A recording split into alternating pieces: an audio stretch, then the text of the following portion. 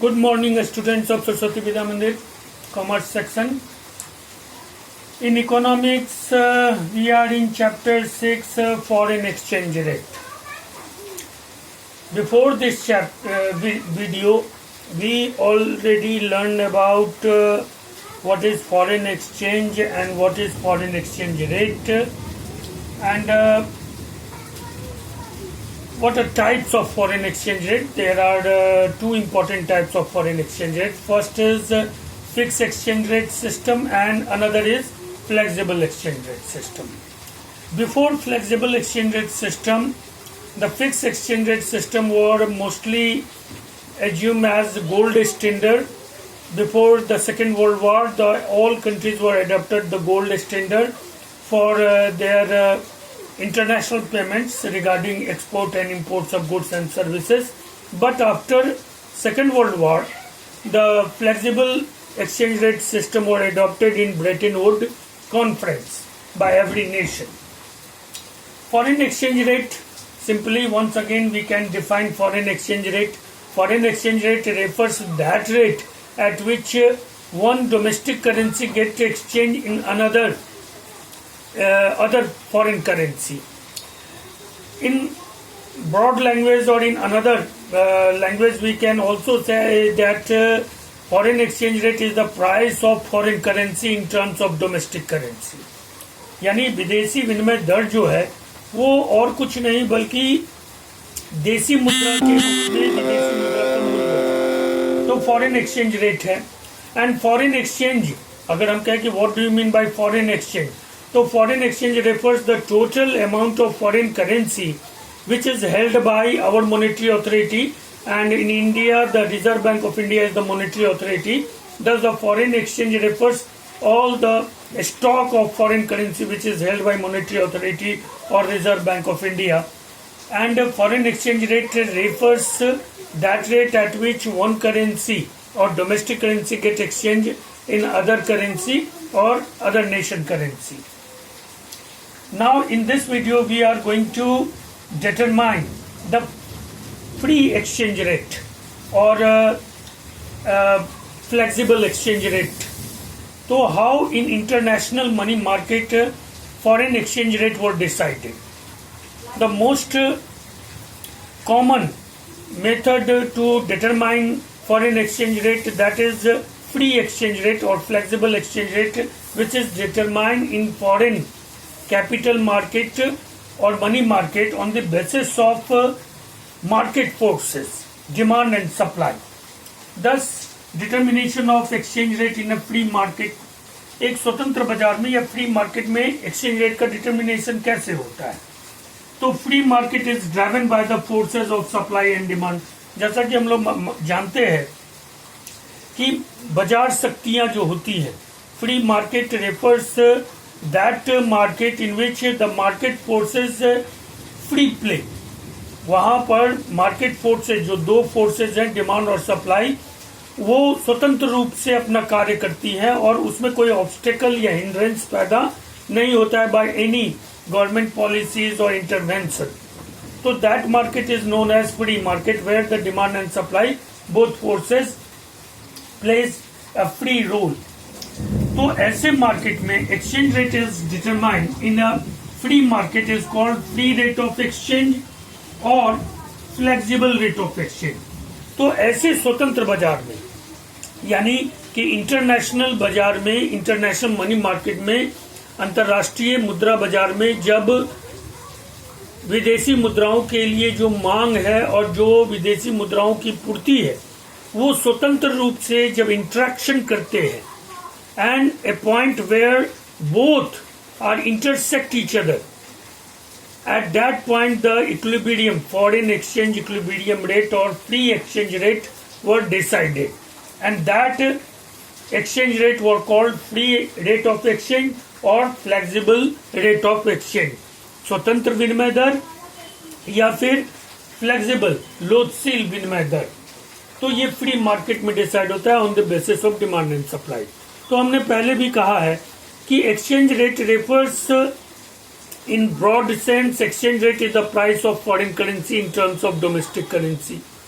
तो जैसे बाजार में हम जानते हैं कि आलू, प्याज और अन्य वस्तुओं का कीमत स्वतंत्र बाजार में जो है, जहां पर उस वस्तु की मांग और पूर्ति के आधार पर निर्धारित होती है, ठीक उसी तरह से जब विदेशी विनिमय दर का, यानी वह दर जिस दर पर एक देश की करेंसी दूसरे देश में बदली जाएगी दूसरे देश की करेंसी में, तो जब वहां पे स्वतंत्र रूप से विदेशी मुद्रा की मांग और पूर्ति आपस में इंटरेक्ट करते हैं, तो वहां पर जो उनके इंटरेक्शन से जो रेट ऑफ एक्सचेंज निर्धारित होता है, उसी को हम फ्री एक्सचेंज रेट और फ्लेक्सिबल एक्सचेंज रेट कहते हैं। Equilibrium rate of exchange is the one which corresponds to the equality between supply of foreign currency and demand for foreign currency। यानी कि जिस इक्विलिब्रियम रेट, संतुलन दर की हम बात करते हैं एक्सचेंज रेट में, यानी कि whether the equilibrium rate of exchange decided, तो actually the exchange rate whether the demand and supply of for foreign currency intersect each other at the same rate, the exchange rate which is decided on the basis of that interaction, that exchange rate were called equilibrium rate of exchange, or that the same exchange rate were called free rate of exchange, and that the same exchange rate were called flexible exchange rate। तो विदेशी विनिमय की मांग और पूर्ति के आधार पर जो विनिमय दर निर्धारित होता है, उसे ही हम संतुलित विनिमय दर, स्वतंत्र विनिमय दर और लोचशील विनिमय दर कहते हैं। और ये होता कैसे है, तो ये जहां पर equality between supply of foreign currency and demand for foreign currency होता है in the international money market, अंतरराष्ट्रीय मुद्रा बाजार में। अब determination of equilibrium exchange rate को हम देख लेते हैं कि कैसे होता है। तो इक्विलिब्रियम रेट ऑफ एक्सचेंज जो डिसाइड होता है, वो एक तरफ डिमांड है, मतलब मान लो इसको डिमांड फॉर फॉरेन करेंसी हम कर दें और इसको सप्लाई ऑफ फॉरेन करेंसी। तो जहां पर डिमांड और सप्लाई एक दूसरे को इंटरसेक्ट करते हैं ई पॉइंट पर, at the point of E weather the demand and supply intersect each other, उस पॉइंट पर पॉइंट ऑफ इक्विलिब्रियम ये है, संतुलन का बिंदु है, और इस पॉइंट पर रेट ऑफ एक्सचेंज डिसाइड होते हैं। इस एक्सिस पर OI एक्सिस पे हमने रेट ऑफ एक्सचेंज को लिया है और OX एक्सिस पे हमने सप्लाई और डिमांड ऑफ फॉरेन करेंसी को लिया है। हम देख रहे हैं कि R पर जो है वहां यहाँ पे संतुलन विनिमय दर डिमांड और सप्लाई के आधार पर OR डिसाइड होता है, और हम ये कहते हैं कि इक्विलिब्रियम एक्सचेंज रेट क्या है, OR, ठीक है। और equilibrium quantity of foreign currency, और इस विनिमय दर पर, OR विनिमय दर पर जो फॉरेन करेंसी, यानी इस कीमत पर आप ये भी कह सकते हैं कि OR कीमत पर, विदेशी मुद्रा की घरेलू मुद्रा के रूप में OR कीमत पर कितने विदेशी मुद्रा की सप्लाई होती है, तो OQ ये मात्रा सप्लाई हो रही है, किस कीमत पर, इस कीमत पर, ठीक है। तो दैट इज द इक्विलिब्रियम, यानी कि equilibrium quantity of foreign currency जो है वो OQ है, किस कीमत पर, OR कीमत पर, because demand and supply for foreign currency intersect at E point of equilibrium. अगर यहाँ पर रेट ऑफ एक्सचेंज बढ़ जाता है, R से R1 हो जाता है, तो जाहिर सी बात है कि R1 पर higher the price higher the supply, जैसा कि हम लोग जानते हैं पहले से भी लॉ ऑफ डिमांड में कि हायर द प्राइस होगा तो हायर द सप्लाई, यानी फॉरेन करेंसी की सप्लाई OQ से बढ़कर ON हो जाएगी। और अगर प्राइस घटता है, यानी रेट ऑफ एक्सचेंज R से R2 हो जाए, तो जैसा कि हम लोग जानते हैं lower the price lower the supply, और डिमांड कम हो जाएगा, लोअर द प्राइस पे सप्लाई लोअर हो जाएगा, केवल OQ से घटकर OM रह जाएगा, जबकि लोअर प्राइस पे फॉरेन करेंसी का डिमांड OQ से बढ़कर ON हो जाएगा। तो that is exactly our market situation, जो हमारा ओपन मार्केट सिचुएशन होता है, परफेक्ट कंपटीशन का मार्केट सिचुएशन होता है, पूर्ण प्रतियोगिता, जहां पर कि डिमांड और सप्लाई फोर्सेस इक्वली स्ट्रांग होती हैं, एंड बोथ फोर्सेस वो डिसाइड द इक्विलिब्रियम रेट और इक्विलिब्रियम प्राइस। तो यहाँ पर जो इक्विलिब्रियम रेट ऑफ एक्सचेंज है, that is also known as equilibrium price, for foreign currency in terms of domestic currency. तो ये एक्सचेंज रेट है, foreign exchange rate, free exchange rate decide हो रहा है। यहाँ पर आप कहें तो फ्लेक्सिबल एक्सचेंज रेट डिसाइड हो रहा है, और इसमें फ्लेक्सिबल हो सकते हैं, ये कभी भी ऊपर जा सकता है, नीचे जा सकता है, but the equilibrium situation will always remain constant because due to वही एडम स्मिथ का जो कॉन्सेप्ट है पावर ऑफ इनविजिबल हैंड। तो पावर ऑफ इनविजिबल हैंड, या जिसको हम लोग मार्केट मैकेनिज्म कहते हैं, बाजार संयंत्र। तो यहां भी क्या होता है कि whenever the rate of exchange going to be high, जैसे ही रेट ऑफ एक्सचेंज हाई होता है तो सप्लाई तो बढ़ जाता है लेकिन डिमांड घट जाता है। ठीक है, यहां पे देखिए डिमांड घट गया। And whenever rate of exchange were going to be low, the supply were going to be decrease and demand were going to be increase. तो whenever there is a higher rate of exchange, rate of exchange अगर higher हो जाता है तो उस higher rate of exchange पर, यानी उस हायर प्राइस पर विदेशी मुद्रा की पूर्ति ज्यादा हो जाती है लेकिन उसकी मांग कम हो जाती है। फलस्वरूप क्या होता है, एक सरप्लस उत्पन्न हो जाता है। कौन सा सरप्लस? सप्लाई सरप्लस, यानी एक्सेस ऑफ सप्लाई यहाँ पे क्रिएट हो जाता है।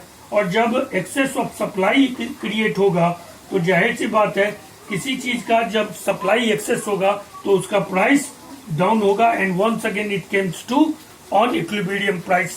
उसी तरह से जब रेट ऑफ एक्सचेंज डाउन होगा, R2 पे आएगा, तो R2 पे रेट ऑफ एक्सचेंज जब डाउन होगा यानी विदेशी मुद्रा की कीमत कम होगी घरेलू मुद्रा के रूप में, तो उसकी मांग बढ़ जाएगी लेकिन उसकी पूर्ति जो है वो कम हो जाएगी। इसके फलस्वरूप क्या होगा, एक्सेस डिमांड पैदा होगा, और एक्सेस डिमांड किसी चीज का होगा तो जाहिर सी बात है कि उसका प्राइस मार्केट में लोअर नहीं रह पाएगा, it going to be push up on equilibrium point. तो equilibrium point will remain same. हम इसीलिए बोले क्योंकि in money market which is a free market, fluctuation में बी पॉसिबल। It is possible that sometime rate of interest is going to be high and sometime rate of exchange going to be low, but it manage itself, and that is the concept of Adam Smith, the power of invisible hand or market mechanism. तो market mechanism और power of invisible hand के कारण ये fix ही रहेगा। तो ये है determination of equilibrium exchange rate.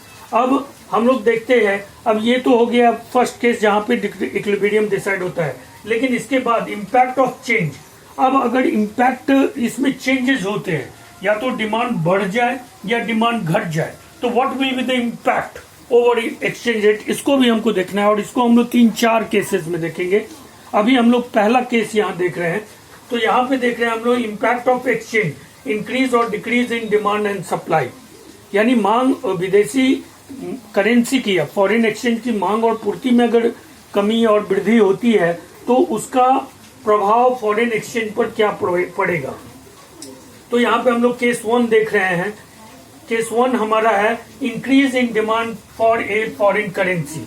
अगर किसी विदेशी करेंसी यानी फॉरेन एक्सचेंज या फॉरेन करेंसी के मांग में वृद्धि हो जाए, US डॉलर के मांग में वृद्धि हो जाए फॉरेन करेंसी की, तो क्या होगा।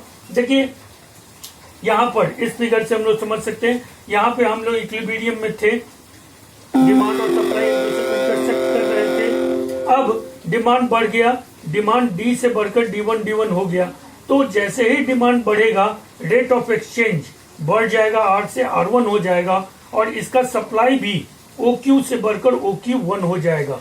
यानी कि अगर फॉरेन करेंसी का डिमांड बढ़ता है, फॉरेन करेंसी का अगर हम US का डिमांड बढ़ाएंगे US डॉलर का, तो US डॉलर का डिमांड अगर ओवरऑल इंटरनेशनल मार्केट में बढ़ता है तो जाहिर सी बात है कि उसका प्राइस बढ़ जाएगा, और जब उसका प्राइस बढ़ेगा तो अदर ऑल करेंसीज, यानी अगर हम बोल दें कि भारत का रुपया, तो other all currency were going to be depreciated in terms of price of dollar. तो इसी को हम लोग डेप्रिशिएशन कहते हैं। डेप्रिशिएशन जनरली डेप्रिशिएशन हम कहते हैं कि जब हमको वही सेम डॉलर खरीदने के लिए ज्यादा पैसा, यानी कि हमारे मुद्रा का जो है वो डेप्रिशिएशन मूल्यह्रास हो गया, इसी को हम लोग कहते हैं मूल्यह्रास। यहाँ पर मूल्यह्रास हो रहा है, क्यों? क्योंकि जब रेट ऑफ एक्सचेंज बढ़ गया तो जो करेंसी हम लोग इक्विलिब्रियम रेट पर OR पर यानी OR एक्सचेंज रेट पर हम $1 ले रहे थे 60 रुपया देकर, अब वही $1 हमको OR1 रेट ऑफ एक्सचेंज पर कितना में मिलेगा? 70 रुपया देकर। ठीक है, यानी हमारा करेंसी डेप्रिशिएट होगा, हमारे करेंसी का मूल्य ह्रास होगा। किस टर्म्स में? तो $, के प्राइस के उसके टर्म्स में, तो इसी को हम डेप्रिशिएशन कहते हैं। तो क्वेश्चन यहाँ पे ऑब्जेक्टिव ये आ सकता है कि whenever there is increase in demand for foreign currency what will be the impact on domestic currency. और उसमें 4 ऑप्शन हो सकते हैं, एप्रिसिएशन, डेप्रिसिएशन, कांस्टेंट, डिवैल्यूएशन। तो आपको क्या देखना है कि डेप्रिसिएशन इसका सही आंसर होगा। क्यों? क्योंकि जब संतुलन की स्थिति में अगर विदेशी करेंसी की मांग बढ़ती है तो उसका रेट ऑफ एक्सचेंज भी बढ़ेगा, यानी उसकी कीमत भी बढ़ेगी। और जब कीमत बढ़ेगी तो हमको वही same amount of foreign currency हमको ज्यादा पैसा दे करके मिलेगा, दैट इज डेप्रिसिएशन। इसी तरह से अब हम लोग देखेंगे कि अगर मांग कम हो जाता है तो क्या होगा, सप्लाई अगर बढ़ जाए तो क्या होगा, और सप्लाई अगर घट जाए तो क्या होगा। तो मोटा मोटी 3 केस और है जिसको हम लोग नेक्स्ट वीडियो में फुलफिल करेंगे। अभी एक बार फिर से रिकैप देखिए कि determination of exchange rate in a free market हम लोग कैसे करते हैं।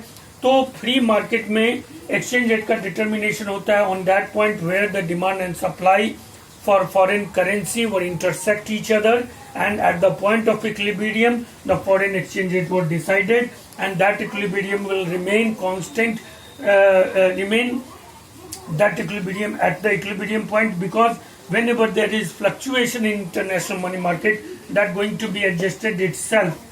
अब इसके केसेस हैं जिसमें हम लोग कहते हैं कि इक्विलिब्रियम सिचुएशन में अगर डिमांड बढ़ जाए और घट जाए या सप्लाई बढ़ जाए और घट जाए तो what will be the impact. तो इसका फर्स्ट केस हमने देखा है कि इक्विलिब्रियम पोजीशन में अगर डिमांड बढ़ जाता है तो क्या होगा, तो यही होगा कि हायर रेट ऑफ एक्सचेंज पर हमें उस क्वांटिटी को खरीदना पड़ेगा और इसके लिए हमें ज़्यादा अपने घरेलू मुद्रा की मात्रा देनी होगी, और जिसके कारण हमारे घरेलू मुद्रा को हम डेप्रिशिएट महसूस करेंगे, क्योंकि now we have to pay more rupees to get that same $1, that is depreciation. Okay students, I hope that you all understand this topic. In next video we are going to be deal the further cases. Till then, bye, take care, stay home.